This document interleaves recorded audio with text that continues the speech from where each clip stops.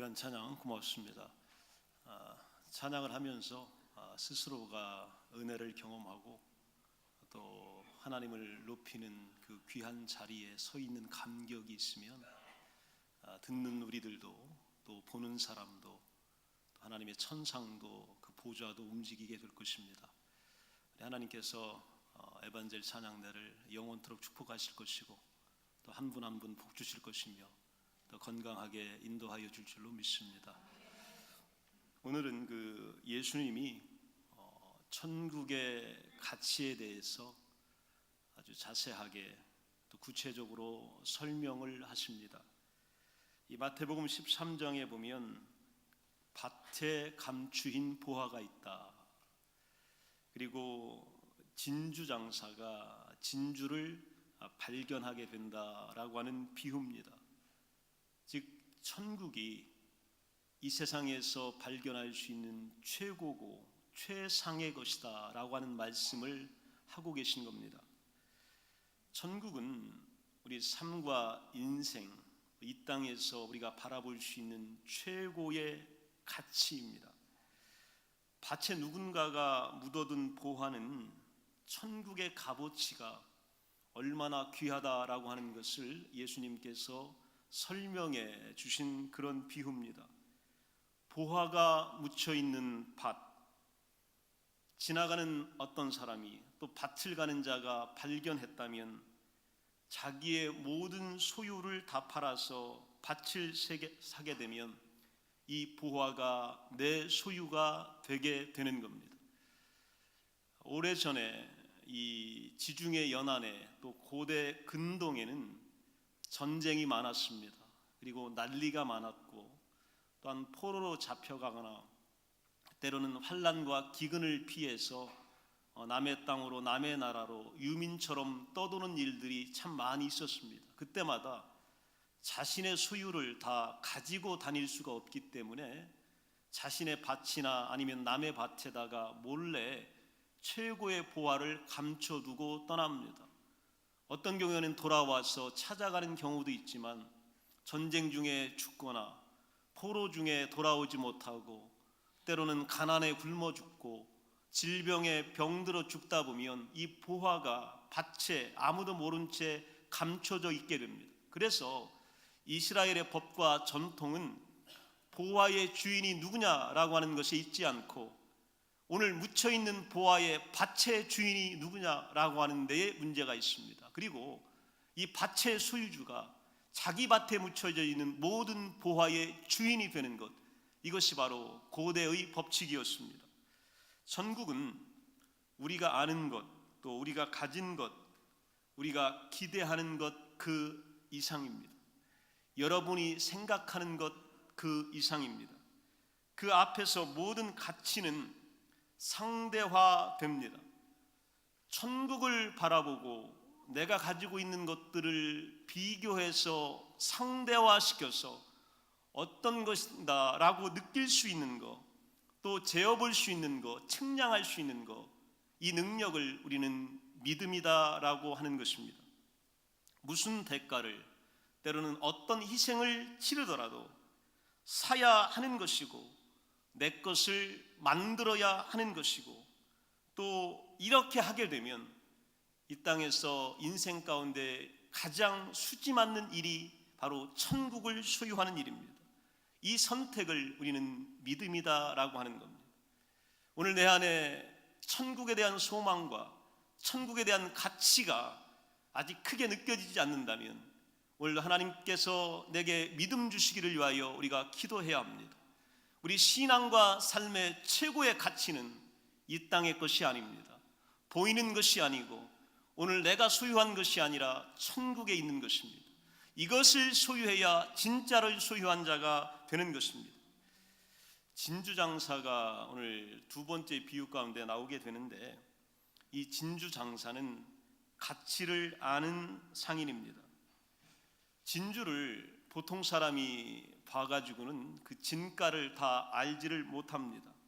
그러나 그 진가를 아는 전문가는 좋은 극상품의 진주를 보게 되면 자기의 모든 것을 다 팔아서 이 진주를 사게 될 것이다, 이렇게 말씀하고 있습니다. 오늘 두 번째 비유의 핵심은 진주라고 하는 보화보다 진주를 알아보는 진주 장사에게 있습니다. 밭에 묻힌 보화는 누구나 다 보화인 것을 알아봅니다. 그러나 진주 가운데 섞여 있는 최고의 진주는 알아보는 사람만 알아봅니다. 그래서 오늘 진주 장사의 눈에 비친 진주의 가치가 천국과 같다, 예수님은 그렇게 설명하고 있는 것을 보게 됩니다. 만약에 이 좋은 진주를 보고도 사지 않으면 아마도 이 사람은 바보일 것입니다. 보화와 진주를 소유하기 위해서 그러면 어떠한 필요한 조치가 있어야 되는지 오늘 명확하게 예수님은 우리에게 알려주는데, 마태복음 13장 44절 하반절에 보게 되면 자기의 소유를 다 팔아서 사느니라. 밭에 보화가 오늘 숨겨져 있다, 묻혀져 있다라고 하면 내 소유를 다 팔아야 그 밭을 사는 겁니다. 두 번째 46절에도 보면 자기의 소유를 다 팔아 진주를 사느니라. 진주를 사기 위해서 중요한 것은 내 것을 다 팔아야 합니다. 그래야 어마어마한 가치의 진주를 살 수 있기 때문입니다. 자신의 소유보다 훨씬 더 값진 것을 사기 위하여, 또 더 큰 유익을 위하여 자신이 가지고 있는 현재의 소유를 우리가 팔 때에 내가 대단한 손해를 보고 있다, 또 하지 말아야 될 일을 하고 있다, 아니면 큰 희생을 치르고 있다 생각이 될까요? 전혀 그렇지 않습니다. 내 소유가 오늘 중요한 것이 아니라 사는 것이 훨씬 더 중요했기 때문입니다.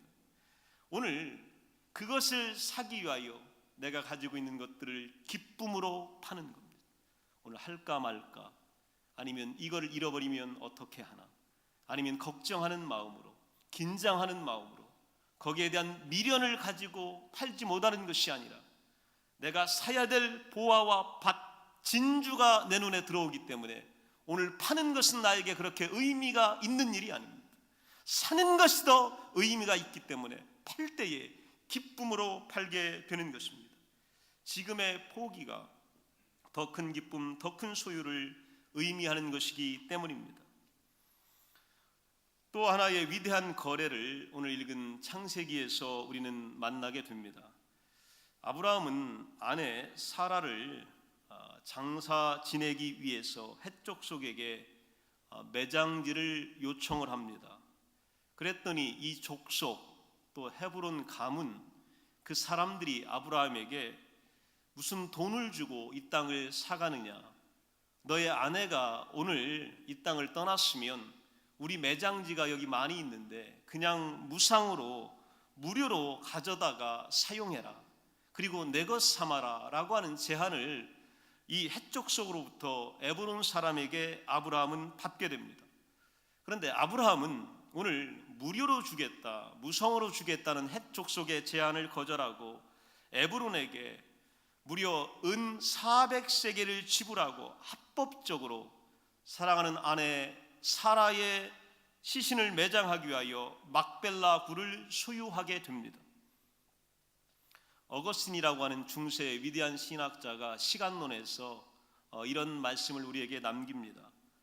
과거에 일어난 일들의 현재는 기억이고 지금 일어나고 있는 일들의 현재는 눈앞에 펼쳐지는 일이며 미래에 일어날 일들의 현재는 기대하는 것이다 라고 말한 적이 있습니다. 오늘 이 시각을 가지고 본문을 살펴보게 되면 기억으로 간직될 사라의 죽음 앞에서 아브라함은 값을 지불하고 있는 겁니다. 매장지를 구하는 아브라함의 현재를 우리는 만나게 되고 기대로 나타나는 이스라엘의 미래가 오늘 이 굴 하나를 사는 데에 고스란히 담겨져 있게 됩니다. 헤브론 사람들에게서 아브라함은 시세보다 훨씬 비싼 값에 이 굴을 삽니다. 깎지도 않고 뭘 더 요구하지도 않고 흥정하지도 않습니다. 은 400세겔이면 보통의 사람들이 평생을 벌어도 못 벌 엄청난 대가를 지불하고 오늘 막벨라 굴이라고 하는 이 땅을 사게 됩니다. 사지 않아도 될 주변의 토지, 이 밭대기까지도 포함하여서 아내 사라의 무덤으로 쓸 막벨라 굴을 구입합니다. 그리고 그 땅을 소유로 삼게 됩니다. 무덤 하나, 이 막벨라 굴 하나를 사는데 왜 그렇게 아브라함은 돈을 많이 들였고 큰 정성을 들이고 물질을 투자한 것일까요? 그 이유가 오늘 본문에 나옵니다. 18절에 보면 아브라함은 무상으로 사용하기를 원치 않고 이것을 돈을 지불하여서 산 다음에 소유권을 확정짓기를 원했습니다. 그리고 20절에 보면 뭐라고 되어 있냐면 소유로 확정되었더라. 값을 지불하니까 내 소유로 확정되었다고 성경은 그렇게 공포합니다. 왜 소유로 확정했느냐? 아브라함에게는 그럴 만한 이유가 몇 가지가 있습니다. 하나는 사랑했던 아내 사라의 죽음을 그는 자기 평생에 그리고 영원히 기억하기를 원했기 때문입니다. 사라는 성경의 많은 여인들 가운데 독보적인 위치를 점하고 있습니다. 성경 어디에도 몇 살에 어떻게 장사되었다는 얘기가 나오질 않습니다. 그런데 유일하게 몇 살까지 살았고 그녀의 마지막에 어떻게 장사되어서 어떤 굴에 매장되었다고 나오는 유일한 여성이 바로 사라입니다. 그녀의 죽음이 의미하는 것은 열국의 어미, 믿음의 여인이 오늘 죽었다라고 하는 것을 의미하는 것이고 사라의 인생이 하나님과 사람 앞에서 어떠한 가치와 의미를 우리에게 주고 있는지를 보여주는 것입니다. 사라는 소망의 여인이었습니다. 사라는 죽었으나 그녀의 이야기는 살아 우리의 기억 속에서 영원한 현재로 남아있기 때문에 오늘 아브라함은 돈을 지불하여 이 막벨라굴을 매장지로 산 것입니다. 우리는 과거가 잊혀진다고 생각합니다. 과거는 떠난 것이라고 생각합니다. 과거는 이미 우리 것이 아니라고 생각합니다. 그러나 우리가 살아온 오늘의 현재가 과거가 되었을 때 우리의 기억 속에서, 우리 성도들의 기억 속에서, 여러분의 자녀들의 기억 속에서 우리 부모님의 신앙과 우리 성도들의 신앙과 우리 교회의 헌신과 눈물과 간절함은요 영원토록 살아있는 것입니다. 그래서 아브라함은요 오늘 기억을 산 거예요. 사라의 믿음을 산 거고 사라의 발자취를 산 거고 그녀의 아름다움을 살려고 매장지를 구한 겁니다. 두 번째는 아브라함이 산 것은 땅만이 아니라 희망을 산 겁니다. 가진 것을 다 팔아 보화가 묻힌 밭을 산 한 농부처럼 그는 인간적인 셈법을 넣어서 오늘 거래하지 않고 하나님의 약속을 산 겁니다. 인간적으로 따지면 비쌀까 쌀까, 내가 손해보는 것은 아닌가, 이보다 더 좋은 장소는 있는 것은 아닌가, 내가 왜 이 굴을 사면서 불필요한 밭까지 떠맡아야 되는가 라고 하는 등등의 생각이 오늘 아브라함의 머리를 스쳐가야만 합니다. 그러나 성경은 오늘 아브라함의 머릿속에 그 어떤 한 대라도 스쳐가지 않습니다. 아브라함은 무엇을 샀냐면 이것을 거래하면서 하나님의 약속을 풍성하게 대가를 지불하고 산 겁니다. 땅을 주시겠다는 하나님의 약속을 믿고 지금까지 살아왔습니다. 현재까지 그러나 아브라함은 땅 한 평을 소유하지 못합니다. 사랑하는 아내 사라를 매장할 매장지조차도 없습니다. 그런데 이번에 땅 한 평을 사면서 아브라함은 어떤 것을 샀냐면 가나안 땅을 하나님께서 유업으로 주시겠다고 하는 약속 위에다 소망을 산 것입니다. 오늘 소망을 저버리지 않은 것입니다. 하나님께서 나와 한 약속을 영원토록 지키실 것이며 오늘 값을 지불할 때 하나님은 이것을 내 것이 되게 할 것이다 라고 하는 소망을 사게 되었던 것입니다. 또 한 가지는 미래를 기대하며 미래의 일어날 일들을 기대했기 때문에 이 굴을 사게 된 것입니다. 아브라함 이후에 성경의 기록에만 봐도 4대 만에 돌아와 가나안 땅을 다시 차지하기까지 지금은 사라만 묻혔는데 성경을 보면요 그 굴을 산 아브라함이 막벨라 굴에 장사됩니다. 그리고 그의 사랑하는 아들 이삭이 그 굴에 장사됩니다. 그리고 이삭의 아내 리브가가 이 막벨라 굴에 장사됩니다. 그리고 그의 손자 애굽 땅으로 내려갔던 야곱이 다시 돌아와 그 굴에 장사됩니다. 야곱의 여러 아내 가운데 첫 번째 아내 레아가 바로 막벨라 굴에 장사된 것입니다. 이곳에 땅 한 필지 사놓으니까 후손들이 다시 약속의 땅으로 돌아온 거예요. 그의 자손의 새로운 고향이 오늘 헤브론의 막벨라 굴이 되었던 것입니다. 이스라엘의 위대한 왕 다윗 왕이 다윗 왕국을 일으켜서 첫 도읍지로 선포했던 지역이 바로 아브라함이 딴 산 땅 헤브론, 이 막벨라 굴 앞에 이 땅입니다. 이 땅을 도읍 삼아서 위대한 이스라엘의 역사가 펼쳐지게 되었던 것입니다. 미래에 일어날 일들의 현재는 바로 기대하는 것입니다. 기대는 눈물로 씨앗을 심는 오늘의 자기 부인의 행동입니다. 때로는 자기 부정이고 자기 포기입니다. 아브라함에게 이것이 있었기 때문에 미래의 계획들과 미래의 일들이 아브라함의 눈 속에 들어오게 된 것입니다. 저와 여러분, 오늘 현재 무엇을 기대하며 여러분 사십니까? 기대가 없다면 미래가 없는 것이고, 미래가 없다면 오늘 현재가 없는 것입니다. 이 미래를 위하여, 기대함을 위하여 어떤 비싼 값을 나는 지불하고 있습니까? 아브라함은 은 400세겔을 조건 없이, 오늘 흥정 없이 무조건 과하게 지불했습니다. 소유권을 인정받는 대가를 지금 지불하고 있나요? 오늘 이 값진 눈물과 진액과 헌신과 수고를 오늘 미래와 소망을 위하여, 하나님의 약속을 위하여 지불하고 있나요? 또 자녀들이나 다음 세대의 신앙을 위하여 우린 지금 이 값을 지불하고 있나요? 내가 손해본다고 느끼지는 않나요? 내가 괜한 일을 하고 있다고 느끼지는 않나요? 안 해도 되는 일을 하고 있다고 생각되지는 않나요? 내가 과하다고 혹시 생각되질 않나요? 아브라함은 그렇게 생각하지 않았습니다. 자손들의 미래를 위하여, 영원한 예신들의 후손들의 영원한 왕국을 위하여 그는요 아낌없이 오늘 이 굴을 사는 데 투자한 것입니다. 아브라함은 이 매장지를 구입하면서 그 주변 사람들과의 관계를 이렇게 보게 되면 돈으로 거래한 것이 아니라 인격과 삶으로 이 땅을 사는 거예요. 그 땅의 사람들이 아브라함에게 대하여서 그의 신앙을 인정하고 인격을 인정하고 삶을 인정합니다. 하나님의 나라의 고귀함과 위엄을요 아브라함은 하나님을 섬기는 모습에서 이방인들에게 보여주었던 거예요. 그렇기 때문에 하나님을 섬기는 아브라함이 쓰겠다면 이 땅을 얼마든지 갖다 써라 라고 하는 자세를 해보는 사람들은 가졌던 겁니다.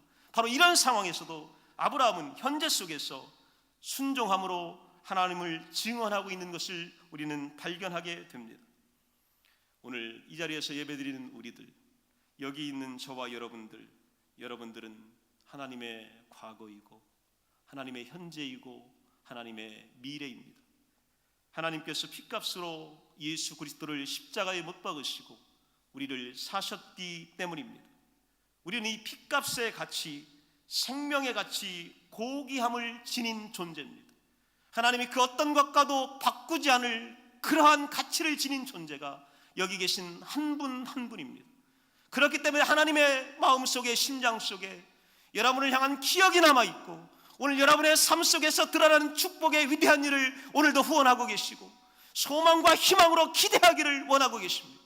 하나님은 그런 눈으로 우리를 바라보시면서 예수 그리스도라는 위대한 핏값을 지불하여 주신 것입니다. 그랬더니요, 한 사람이 예수 믿으면 집안 전체가 복받고, 한 사람이 신앙생활 잘하니까 자녀들이 복을 받고, 한 사람이 오늘 엄청난 대가를 지불하니까 후손들이 잘 되는 겁니다. 오늘 예수 그리스도가 핏값으로 생명을 지불하니까 이 땅의 모든 사람들이 하나님을 구세주로, 아버지로, 또 의인으로 오늘 그 앞에 담대히 설 수 있는 위대한 그런 자격을 갖게 된 것입니다. 사도행전에 보면 에베소 교회의 장로들에게 20장 28절에 이렇게 당부합니다. 여러분은 자기를 위하여 또는 온 양떼를 위하여 삼가라. 성령이 그들 가운데 여러분을 감독자로 삼고 하나님이 자기 피로 사신 교회를 보살피게 하셨느니라. 오늘 이 교회는, 여러분은 하나님께서 사신 줄로 믿습니다. 이 교회는 하나님이 주인이십니다. 여러분의 몸과 생각과 여러분의 소유는 하나님 겁니다. 하나님께서 그 속에 여러분의 과거를 축복하시고 여러분의 현재를 축복하시며 여러분의 미래를 축복하고 계십니다. 고린도전서 6장 19절에 보면 너희 몸은 너희가 하나님께로부터 받은 바 너희 가운데 계신 성령의 전인 줄을 알지 못하느냐. 너희는 너희의 자신의 것이 아니니라. 20절에 보면 값으로 산 것이 되었으니 그런즉 너희 몸으로 하나님께 영광을 돌려라. 내가 보고 있는 거, 내가 가진 거, 내가 누리는 거, 내가 오늘 함께하는 모든 것들이 예수 그리스도의 핏값으로 사신 것이 됐습니다. 오늘 우리의 몸은 주인 되신 하나님을 위하여 영광을 돌리기 위하여 오늘 여기에 있는 것입니다. 그분이 영광 받을 때 우리에게 미래가 있고 소망이 있고 희망이 있고 우리 안에 기대가 살아나게 되는 것입니다. 고린도전서 7장 23절에 보면 너희는 값으로 사신 것이니 사람들의 종이 되지 말라. 여러분은 하나님 겁니다. 절대로 이 세상의 것이 되어서는 안 됩니다. 여러분은 하나님의 소유고 하나님의 거룩한 제사장입니다. 이 세상에서 종노릇해서는 안 됩니다. 사람에게 끌려다녀서도 안 되고 이 세상의 환경과 분위기 때문에 하나님 앞에서 주눅 들어서도 안 됩니다. 하나님의 것이기 때문입니다. 24절에 보면 형제들아 너희는 각각 부르심을 받은 그대로 하나님과 함께 거해라. 오늘 현재 여러분을 부르신 그 자리에서 현재의 자리에서 현재의 위치에서 하나님과 승리하시기를 간절히 기원합니다.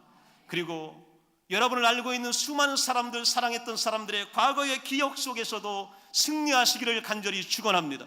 오늘 승리해야 다음 주 우리의 기억 속에서 우리는 승리되는 것입니다. 지금 승리해야 내일의 기억 속에서 우리는 승리한 자로 남아있는 것입니다.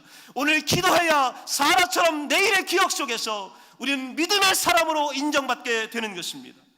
오늘 또한 미래의 기대 속에서 승리하셔서 하나님 주시겠다고 약속하신 소유권을 확보하시기를 바랍니다. 그리스도가 살아나신 빈 무덤, 이것을 확보하십시오. 그리스도가 비워두신 빈 무덤을 여러분의 것으로 삼으십시오. 그 안에는 영생이 있고 천국이 있고 생명이 있습니다. 오늘 그리스도의 빈 무덤을 사게 되면 여러분은 영생을 소유한 자가 되는 것이고 천국을 확정짓는 위대한 믿음의 승리자가 되게 되는 것입니다.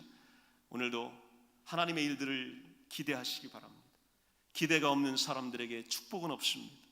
하나님의 위대하신 일들을 오늘도 열정적으로 감동적으로 살피십시오. 그 가운데 하나님은 여러분의 자녀를 축복하실 것이고 여러분의 미래와 내일을 축복하실 것이며 우리 온 교회와 모든 성도들을 축복해 주시기를 간절히 축원합니다. 다 함께 자리에서 일어나시겠습니다.